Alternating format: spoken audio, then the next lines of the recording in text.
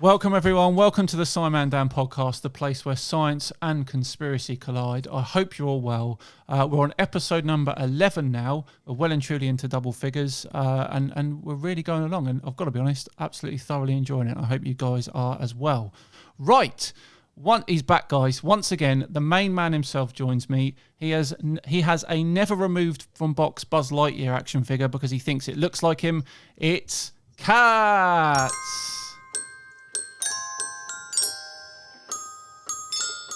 Welcome, buddy. How you doing? You know, it's been a dream of mine ever since I was born to have my own jingle, and that's the second time I've heard it now, and I've got to say it's making me feel kind of manly. Good. Well, you can thank our guest in a minute because he was responsible for it. Again, the flat Earth news is it seems to be nothing. Another dry week.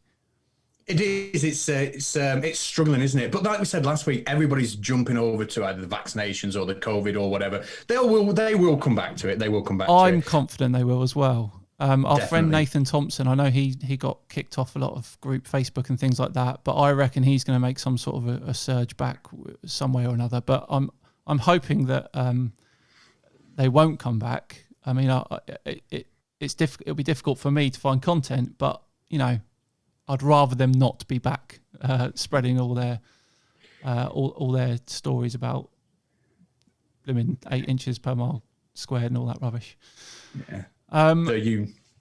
Sorry? I was going to say that listening to the unique take on science gets a little old, doesn't it? It does. You're right. Anyway, let's get into this one today. I'm really looking forward to this one today, and I think you are as well, Catz, aren't you? Definitely. Joining us today is one of the masterminds behind Wolf Brothers Cinema and the agent himself. It is Wolf. An absolute pleasure. Thank you for coming on, and how are you doing, buddy? Thank you for having me. It is a dream come true to be on a science show. Oh, don't. This is just brilliant. Thank you so much for having me. Oh, you're absolutely welcome. So, Wolf Brothers Cinema. So it's you and your brother, isn't it? And I can't remember when I first watched you guys, but it was all the little sketches that you did. Who was the postman guy in the post office? That would be me. Yeah. What was the character? The postman guy. Yeah. Is that was his character, postman guy? We started making sketches because we want to bring a little bit of joy and happiness into this world, especially during the last year. People really need to laugh more. Absolutely, we really need this. Yeah. So this is what we do. We bring a little bit of joy and happiness, and on the side we tackle more serious subjects, more serious films. It's our passion. Yeah. Oh, it absolutely comes through that it's your passion. Absolutely. And so, yeah, the first time I saw you, I watched those sketches and you cracked me up. And then we obviously made contact, didn't we? And we got the agent involved. And since then, we've got a few other characters involved. So anyone who does watch the channel, this is the main man responsible for a variety of those characters. And also sometimes some of the writing as well and some of the jokes. I can't claim all of them. It sounds big-headed, but do you enjoy coming onto the channel and getting involved with us lot? Oh, it's a blast. It's an absolute blast. The fact that I get to work with you, and you're so brilliant, so tactful in the way you are teaching people new things, and including myself. I mean, I learned so much from you, and the fact that I am able to collaborate with you in bringing a little bit of knowledge in a humorous way to others, it's wonderful. Well, I'm a little bit worried for Guess the Conspiracy, to be honest, because you are always sending me little links of little obscure conspiracies and stuff. So you know a lot. So I think it'd be difficult for Catz and I to stump you. What's the score, Catz? Is it 7-3, isn't it? It is 7-3, yeah. 7-3? Yeah. 7-3 or 6-3 or something like that. No, it is 7-3, isn't it? Yeah, I made it 7 last week, which by my reckoning is just an irretrievable lead. It's not possible in any way for us to lose that ever. Absolutely. Yeah, you got a hard task there, Wolf. Anyway, right, let's crack on with the show today. So one of the topics that I've wanted to cover for a long time is psychic mediums, and I think, Catz, you feel quite similar to me, don't you? That I don't personally have a real issue with psychic mediums in general. I mean, grief is a very subjective thing. It's if someone wants that to grieve, then who am I or anyone else to say otherwise? But I do have an issue with the people that charge a lot of money for the services, especially on Facebook and sites like that. I watched a YouTuber called Jackmate. I don't know if you've heard of him. No. And he did a video where he contacted 14 or 15 different psychic mediums, and he'd created like a dead grandma, and one of them actually cut him off the phone call when the time was up for what he'd paid. So he was in the middle. So if obviously he's made this up, but if it's a genuine person who's grieving here and they're looking for something, they're looking for help, and it just gets cut off, I just couldn't believe it. Yeah. I could not believe it. It's very mercenary, isn't it? You know, I've seen YouTube channels where people will do a live stream and, you know, you might want to ask a question to get in touch with someone you know, but you can't ask the question unless you're donating. We will not answer your question. We'll not help you unless you're giving us £5, £10. And I think, I don't even remember, I did a video on one of those last year and went in on multiple accounts. You did, yeah. Asking, although I was allowed to ask some questions for free, one free question per account. So I went in on about 8 different multiple accounts, and the guy didn't clock that it was the same person, even though they were like Catz. Similar names, yeah. Yeah. So he ended up deleting his channel when I made a video about that, because I think people kind of clocked on that perhaps he wasn't all he was cracked up to be. Yeah, absolutely. But Wolf, you have some quite extensive experience. You've looked into it quite a lot, haven't you, psychic mediums? Do you want to tell us a bit about how you dropped into that? As a kid, I was passionate about the paranormal. It always sounded interesting to me. And the mediums are people who say that they're in touch with the other side. Yeah. So automatically I was drawn to the subject and I researched it. I read books about it. People would come on shows and talk to the other side. And I always tried to understand how that was possible. It led to going deeper and deeper into the subject and realizing that, well, most of it was just conflicting within itself. And there's like a moment in a show where James Randi, the amazing Randy, who was a brilliant debunker like you guys, managed to write down all the possible, all the things that the medium was saying, and he realized that the medium wasn't just guessing the dead person's name. He wasn't like, oh, I'm getting a contact from Carl. No, he was saying like 20, 30 different names until he hit someone in the audience. Oh, Carl is my long lost dead grandfather, and they would go with that string. So it dawned on me, especially after seeing Randy's debunking, that the mediums may not be exactly as great as they tend to present themselves to be. Sure, yeah. Like we're discussing a bit more detail later how they go about doing it. But one of the things they use is cold reading, isn't it? And you got a little treat for us today. You're going to attempt to cold read Catz, aren't you? Yes, that if Catz would allow me, that would be awesome. Absolutely. Apart from being a filmmaker, I'm a psychologist, so I'm going to try to use my magical skills. Oh, I'm excited for this. Come on. Now, I'll tell you now, Kat. Wolf's demeanour and intellect reminds me very much of Darren Brown, so you're in for a treat. You're in for a treat. Come on then, Wolf. Do your best.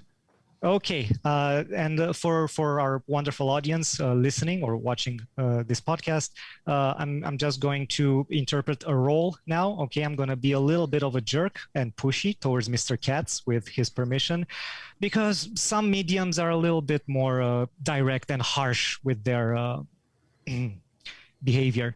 So I'm going to try to emulate that. I'm going to try to emulate the actual medium experience that some unfortunate people may have lived through. Okay. So, okay, let's begin. Mr. Catz, thank you very much for choosing me as being your guide to the other side. Now, Mr. Catz, have we arranged anything before this meeting? We have not. We have not. Okay.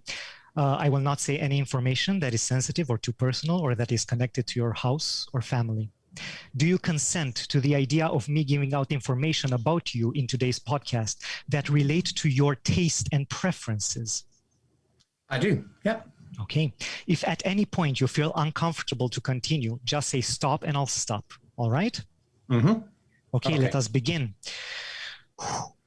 So, Mr. Catz, I am being contacted right now by an older gentleman, 3 generations removed from you, perhaps a great grandfather. His name seems to be Tom or Thomas. He's trying to establish a connection right now, and he's showing me things that are trying to show you that he knows you, that he is in touch with you personally. Does that make sense? Not the name. The name doesn't make sense. Not the name. Okay. It's Tom or Thomas or Timothy, something in that direction. It's a hard consonant. I'm seeing the image of this older gentleman, perhaps a generation that was not in touch with you on this earth. Okay, so perhaps he's a distant relative of yours. Okay, I'm seeing that you live in the UK.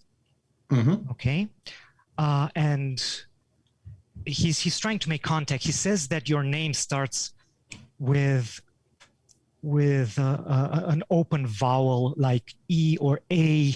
Your real name starts with A. Yes. Is that correct? Yes, okay, correct. Okay, this is confirmation for me that I am in contact with this person and that they are talking through me to you. All right, good. And your last name is shorter, and I think it begins with either like a very soft consonant, like maybe H. Mm-hmm. Okay, this is important. So AH. Okay, yeah. This is okay. Good, thank you very much. Now, Mr. Catz, when it comes to these readings, I need your sign, okay, your astrological sign. Can you please tell me what that is? Cancer. Cancer, okay. Yeah, the dates did change, didn't they, with the new thing? I think I'm still Cancer. Yeah. Okay, Cancer. So that would be June. Yeah. June, but not the early part of June, the later part of the month. Is that correct? That is correct. Perhaps he's showing me. It's difficult because, you know, they're not speaking in words or numbers, they're speaking in images. So I'm getting 29th. Is that close? Yes. Is that it? Very close. Is yes. That it? Okay. Yeah. Okay. This is confirmation for me as well. Okay. Good. So we've made contact. All right. And for the year, he's trying to show me that the year of your birth was significant in a certain way. I think we'll get back to this later. Okay. Let's move on. Now, Thomas. Your ancestor is trying to show me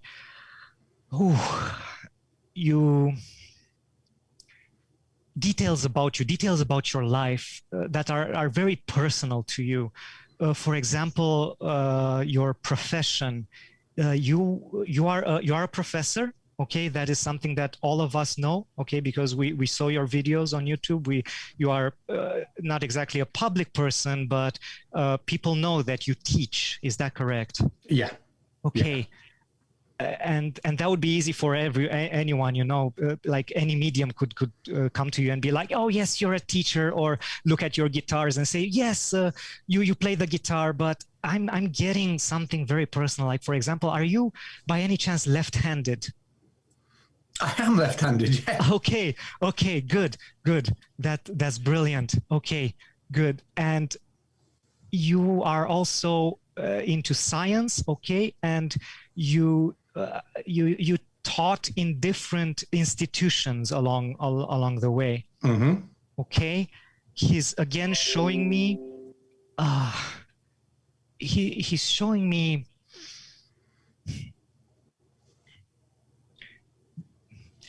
There's this high school, I think. It looks like a high school, maybe with the letter P or T. Like sometimes you taught at a place with the letter T, beginning with the letter T. Yeah.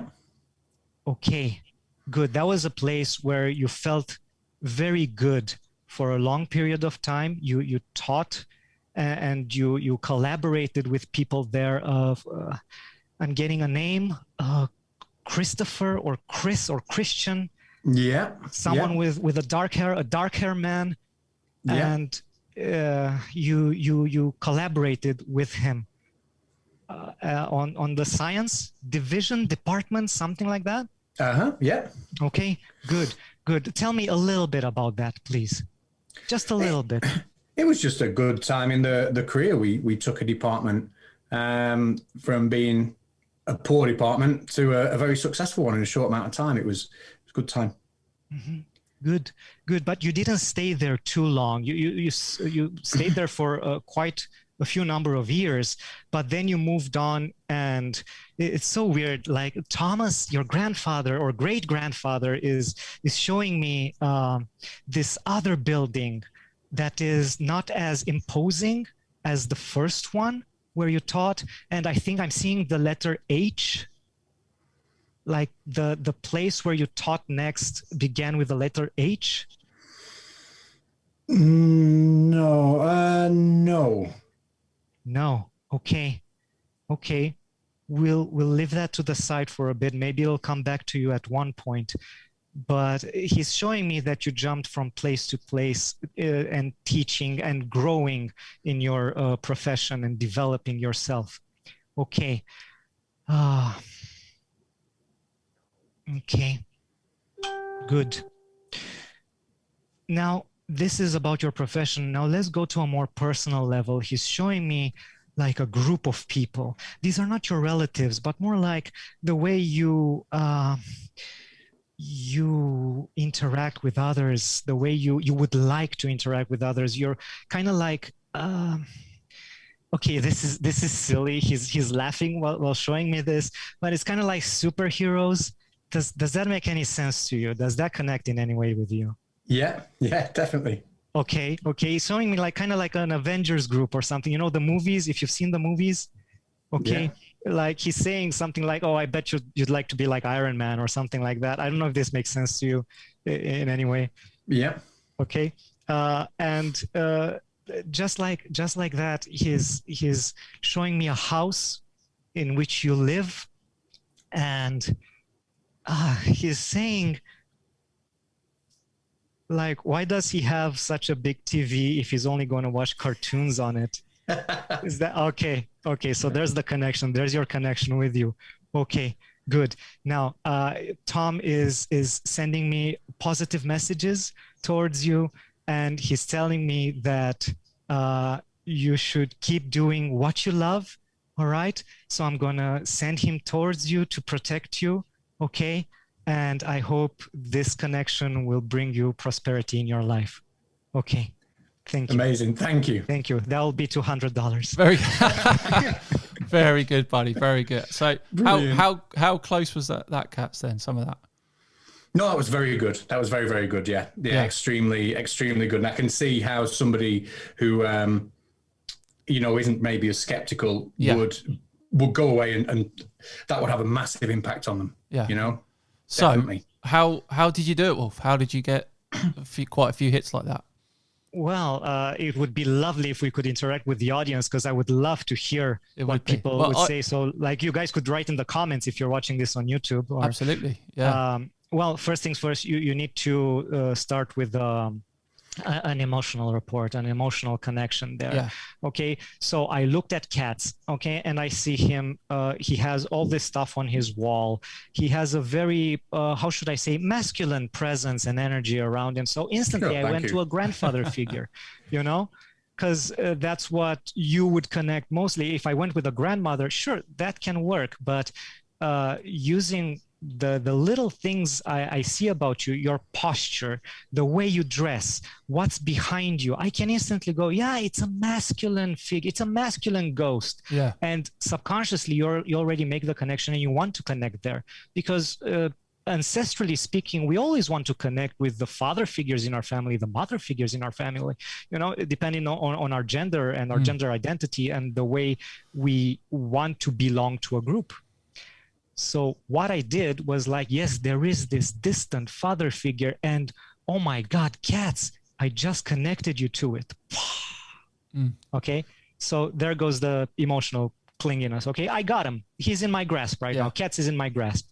Okay, and then I went with the basic stuff. Some of this is cold reading, but you know, you can, yeah, you're playing an instrument, but you know what? You're left-handed. And I know that. And you're like, what? How did he know that? All right. And then I went and said about the high school where you taught that begins with the letter T. And that's so easy because you once tweeted about it. Yeah. And did I? Wow. Yes. I was going to say, is this hot reading then? Is that what you would call hot reading? Yes. Yeah. There were little bits of hot reading that I intertwined because a medium could easily, you know, you pay with your credit card for a session, you schedule it, and the medium is like, okay, they get your name, all right? They get your city, okay? I do not see Catz as a person who goes online and starts posting selfies and saying stuff about his own personal life. But it was very easy for me to do a hot reading and combine it with a cold reading and go like, yeah, Catz, I mean, you have a big TV and you watch cartoons on it. Your ancestor is laughing about it. Even though there weren't TVs back then. Yeah. Brilliant. Absolutely brilliant. Yeah. So most of the info that I was able to get was also cold reading, but most of it was hot reading. I genuinely felt a little bit freaked out by the fact that I spent maybe 30 minutes looking on your Twitter a little bit, 30 minutes connecting your name to your city, and I found out a ton of info about you, which I can use to emotionally manipulate you, which is a thing that some mediums actually do, and it's disgusting. Yes. Because if you can take that idea and go further with it, I didn't do this, but think about the idea that I could take your family name and start searching stuff about your kids, about your wife. You know, that's horrible. And you're not the type of person that posts on Facebook and stuff. And I got your birth date. I got your city, where you taught, what position you had, you know, as a teacher. Okay. When you were promoted, your colleague's name, Chris. I hope he doesn't mind. No, I'm sure it'll be fine. No, it's incredible. It is quite scary, isn't it? How you can find that in well, I assume was quite a short space of time. Yes, yes, and I can use that again for cold reading, you know, going back and forth. If I was a real jerk, I would have said something along the lines of, oh, you had like an incident in your childhood with your dad and it stuck with you. And I only need to say this because psychologically I'm sending you to what may have been a bad incident in your childhood. And you're like, wow, how does he know about that? It's so intimate. It's not. Yeah. Just throwing bait. Another tactic I picked up that you used, if you didn't get an immediate hit, you were like, well, let's put that to the side, almost blaming him for not having the hit. So look, put that aside. You may think of that later. You may, because, so almost like you are 100% right. He's not remembering it. Yes, and I'm subconsciously programming him to think about it later, so he forces a connection there where there isn't. You know, it's the same with things like illnesses, isn't it? Like so you know, you might say died of cancer. Well, most old people nowadays probably had cancer. So if they're passed when they were old, the likelihood that they had cancer is quite high, isn't it? Yes. Yes, and the sentence that drives me nuts when it comes to mediums, it was a very unexpected passing, wasn't it? Okay, maybe some people like lie in a hospital bed for 3 months and that you expect them to pass, but generally it's an unexpected passing. You know? Yeah, absolutely. Yeah. So you've got cold reading, you've got hot reading. Are there any other tactics they use? Maybe taking it to an extreme, like hacking accounts and stuff, but I don't think they would go that far. Going with this, there was a show at one point that tested mediums. They brought them to a hotel, and the organizer of the show made a website, a fake website, where they invented a history of the hotel that wasn't real. And every single medium, or at least most of them, as far as I remember, started blurting stuff out from that fake history that they didn't know about. But it's clear that they researched the hotel. They found the website, memorized the stuff, and then said, oh, this is coming to me. So yeah, I think there's a lot of research involved. Absolutely, yeah. Which leads me to the question about that I was going to say about the audience people. So when you get a psychic medium in front of an audience, That's easier. Yeah. Do they genuinely not know anything? But because I've read things where the audience send information in beforehand, before they come to the show. So the psychic medium could say, "Well, look, there's someone here who has had this happen to them, this happened to them. I'm going to try and link on that during the show." Penn and Teller, if you know them, they're magicians. Yes, they love showing stuff, and also they had a show. I'm just quoting the name. You can blip it out if it's not okay. The show's name was Bullshit, and on this show they would debunk certain stuff like this, like mediums, for example. They showed a medium who was going, before the camera started rolling, was going through the seats of the audience. "Thank you for coming. Thank you so much for coming. Why are you here? Who do you want to connect with?" Sure, "My mother." "Your mother, okay." They were picking in the bank their targets before the show started taping. And during the show, I'm getting, "It's a motherly figure. Oh, it must be related to you."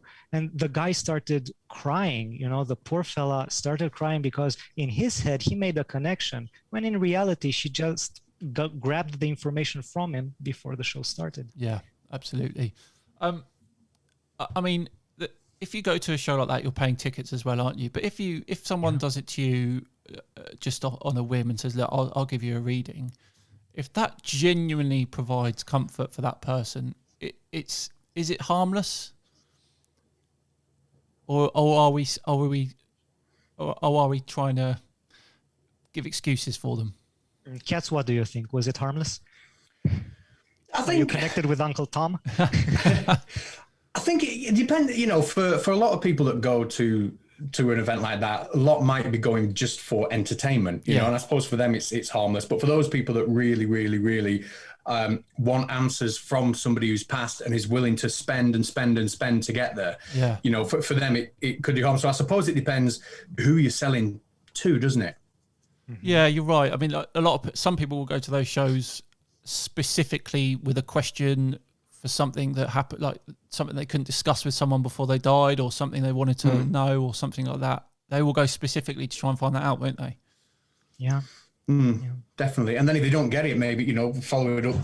Yeah. How many people will they see? And could become like a quest for them, couldn't it? Yeah, absolutely. So, I mean, is that the genuine reason that people fall for it? Just the want and the desire to speak to these people? It's due to the pain. Yeah. I mean, when someone passes, that's a horrible thing. It is. You wouldn't wish this on anyone. And the fact that some people are exploiting it, thinking they're helping. I mean, I am convinced that many mediums actually think that they are helping. Yeah. I don't know. That's interesting. Do you think any genuinely think they've got a talent? Yeah. You think some people do believe that? I hope that not all of them are jerks that are like, "Oh, I'm going to scam everyone." Yeah. No, I think they have a talent. And when they do manage to click, and get a letter right, a name right, they cling to it. Yeah. And the poor victim, because they kind of are victims, they cling to that thing as well. But how did the medium know about this? Yeah. And they kind of trick them. They trick themselves, I think. Yeah, I think you're right. I think you're right. But what do we say to someone who's had an experience with a medium, who's got most of it right, whether that be through hot reading or cold reading, who is now utterly convinced that is an ability? What do we say to those people? Are they lost in terms of showing them what's actually going on, or not? It's tricky. Yeah. What do you think, Catz? God, I think you can get to a point where you are in so deep, aren't you, that you and it's also what you really want to believe, and what you want to accept, isn't it? But I think some people can just get to the point where there's no coming back with that. Yeah. It's a very different conspiracy. Or you can't even call it a conspiracy theory, can you? It's very different to things like flat Earth and the moon landing denier people and all of that, because it's something that is almost in normal society. Like, why are companies like Facebook and Twitter not banning these people from going on there and taking money from people? That's what I don't understand. It's also ingrained within our history. Yes. I mean, mediums and oracles have been with us since the dawn of time. Pythia, I think I'm translating this correctly, the Oracle of Delphi in Greece. Okay. Recent geological investigations have shown that they used gases to induce a state of hallucinations and bewilderness, which led to the oracle saying things and her victims believing the things she was saying. Okay. It's from ancient times, and I think our desire to have this, I wouldn't call it a solution, I would call it more like a band-aid, to have this band-aid to help us with the pain of someone who passed. Good way of putting it. That's what drives the whole force behind mediums, you know? I've got a bit of a personal experience actually with a medium, and if I tell you the story, what I can remember, it'd be interesting to hear your thoughts on it and how this person did it. Okay. So I used to work in a bowling alley. We talked about this before, Catz. I worked there for 10, 11, 12 years in total. And every weekend we'd have a DJ. So I think I'm about 20 or 21, maybe 22 at this point. My grandfather died when I was just before I was 13. And he, it's fine. He was almost my father as well as my grandfather. So my mum and my dad separated when I was only 2. My mum moved in with her dad, my granddad, and he kind of brought me up till I was about 8, and my mum remarried and we moved in with him. So it was kind of a double loss for me at the time because he was grandfather and father. And I always had a really strong relationship with him. And I was only 12 when he died. But this DJ that came in this night, he did psychic medium stuff on the side. So after the shift, it was about 12:30, a few of us kind of learned that he was a medium, and we went to him and said, could you give us a reading? Give us a reading. And he said to each of us, fine, if you want a reading, go and get something that's personal to you that you've had for a long time, hold it in your hand, and then we'll do the reading. Now, I didn't have anything. So, this is interesting. I borrowed an armband off someone else. So it wasn't even mine, right? So this is all part of it, because obviously he wanted to, I guess, create an illusion that he's tapping into my history or past or whatever. So I went over to this guy, and he figured out that I told him it was my granddad, so he knew it was a granddad type relative. He guessed that something about an RAF book that he'd given me when I was a kid. He did give me a book on aeroplanes. It wasn't an RAF one, and he guessed that he was in the army. But I thought I was at the age where my grandfather would have been in World War II. It's quite obvious. Then he went on to a few other little bits and pieces, not major hits, but you lived with him for a time, blah, blah, blah, blah, blah. And then at the end he was saying, this is the only time that he's ever going to be able to get through to you, and he just wants to say, he's really proud of you and all this and all that. And then that was kind of it. But it was at the time when I was so young, it was the link to the, it could have been a coincidence and a lucky hit. It was the link to the airplane book, and he said that he'd give me an RAF book. So what do you think? It sounds very specific. Yeah, it does. When you put it like that, but I could be misremembering. The same way he could have guessed that your grandfather had been in the military, and these were things that were happening at those times. Yeah. The fact that you wanted to connect with him, that means that he meant a lot to you. Grandfathers offer gifts. Yeah. Mostly, generally, this is all generally speaking. Sure. We'll always find a case where that's not the case, but in this particular connection, I think it was just very obvious to him that you had a good relationship with your grandfather, and what gifts would someone from the military give his grandson? Sure. You know, I think he kind of extrapolated from that. He went in that direction. Perhaps it was a lucky guess. Another theory, and which is much more scientific, goes back to Carl Gustav Jung's theory about the collective subconscious. It's a psychological theory which states that certain archetypes and information are located in a deep pool that can be accessed in certain key moments by anyone on the globe. Wow, okay. Carl Gustav Jung, he used this explanation when he interpreted dreams, like how a man from London that struggles with an inner conflict can dream of a symbol he has never seen before, but which has great significance to a tribe in Africa, for example. And upon waking up, he can look for the significance of the symbol. And according to Jung, that might provide the solution or guidance that solves his inner conflict. So this connection at a very deep psychological, scientifically proven level is perhaps a little glint of the engine that drives mediums and their readings. So perhaps he basically connected to you on a subconscious level in a way and got that information from there. Yeah, I could be, like I say, I could be misremembering. He might have said a book on tanks or planes or whatever, and I said it was an RAF book. So he could have generalised it. It was a long time ago now. We're talking 15 odd years ago. So it's very difficult to remember all the details. But it's the same I did with Catz when I asked him, please tell me more about your time at the high school. And he said, oh, it was a great period. Okay, so that's a clue that it had ended. He moved on from there. He's not there anymore. You know, you connect strings that are easy to connect. Perfect.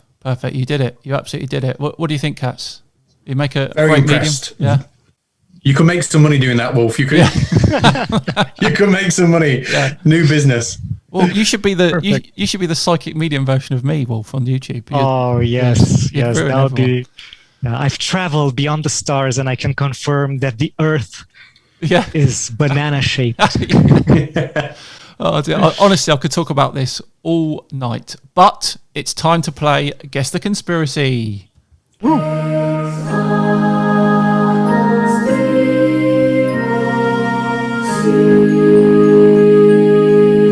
By the way, Wolf made all the jingles for this show, so he's like listening to all his bad music. Bless him. Right, here we go. Something special. Yeah, this is the part of the show where Catz and I have come up with a fake conspiracy theory, and we're going to try and trick our guest to which conspiracy is real and which two are fake, and he has to try and guess which one is real, in that people believe it, not that it's actually a real thing. I feel like I have to say that every time. And yes, it's pretty bad for the guests. So you need this point for the guests. All right. Gentlemen, I'm ready. You will be able to do what Professor Chris Lintott couldn't do from Oxford University, and that is beat me and Catz. So here we go. No pressure. Number one. The Statue of Liberty is actually made from plastic that is secretly replaced every 10 years. That's number one. Number two, penguins aren't real, and every penguin in a zoo is made of hyper-realistic animatronics. Number three, free-range eggs do not come from chickens and are actually grown in a lab.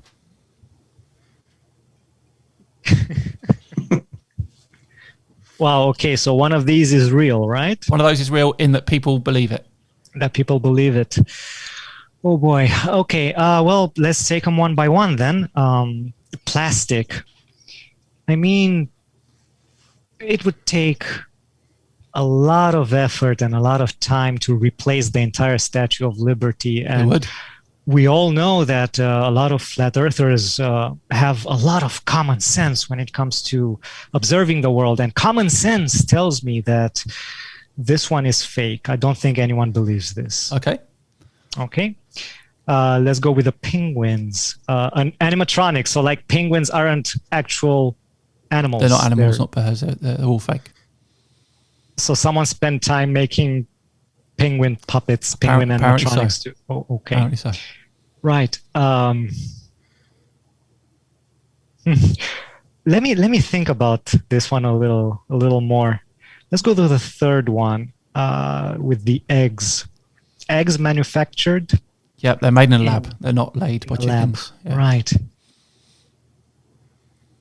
Wow, you know, these two, I think You know, I'm trying to decide between these two, and you're going to tell me at the end that it was the first one. Okay. Come on. I have to win this for the guests. Oof. I think, as silly as it sounds, the penguins one is much more believable. Okay.